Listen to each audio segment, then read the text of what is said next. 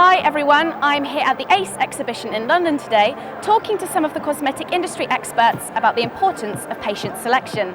The results of a survey undertaken by Hamilton Fraser Cosmetic Insurance will be posted on their website next week. They asked their extensive database of practitioners across the country whether they've ever had to turn away a patient, and if so, why. We're taking this opportunity to ask some of the most successful practitioners whether they have any advice for their colleagues that are just starting out in the industry, as well as the more established ones who may not dare to say no to a patient, even if they believe a treatment is unwise to undergo. I'm here with Lorna Bowes, who was one of Hamilton Fraser's first ever clients in 1996. Lorna, before we discuss patient selection, can you tell me what's kept you with Hamilton Fraser over the past 2 decades? Well, first of all, I was insured through the Royal College of Nursing, and then when you started your business, we moved over and were insured, not only myself, but also the team of nurses working at the Bowes clinics. I've always had extremely good support, year in, year out. If ever I've needed to pick up the phone and ask you any questions, those questions have been answered. Luckily, I've never made a claim, never had to go anywhere near that, which has been absolutely brilliant as well. But no, you've always been there. You've given me good, sound advice, whoever the member of staff has been.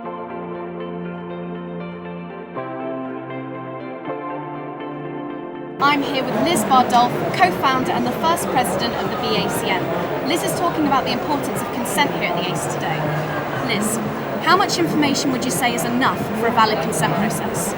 You really need to give as much information that the patient needs in order to make a decision. And it must be reasonable in advising patients of material risk. And material risk is the key.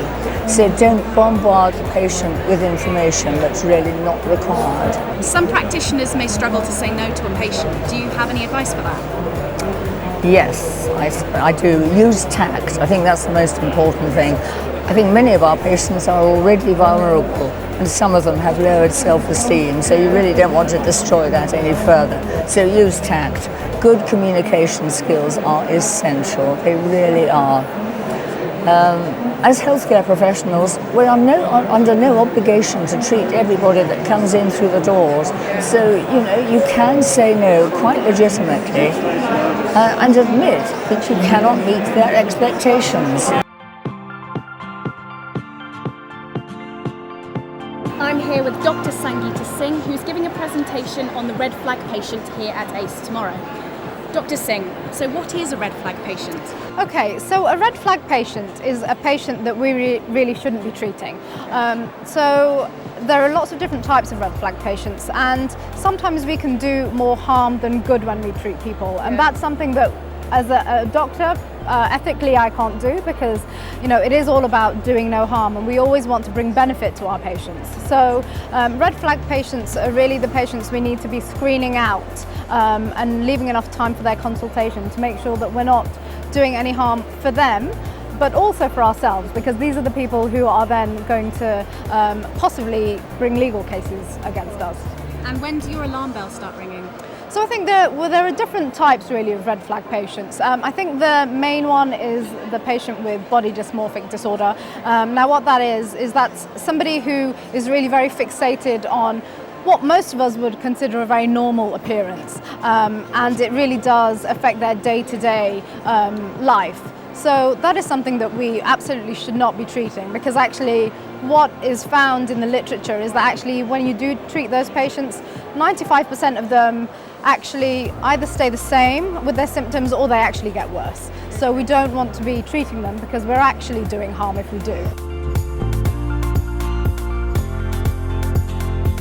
It's always important for practitioners to have a good complaint service in place. Eddie? Hi.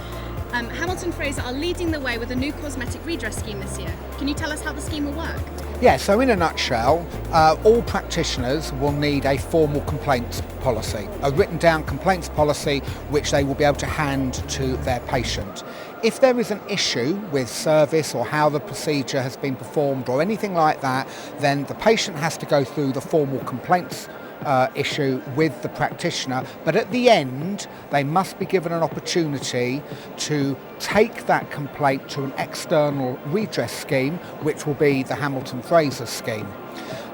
Go onto our website at www.cosmeticredress.co.uk. There's a lot of information about how the scheme will work, what it will cost, how it will operate, and then hopefully give some more information at that point.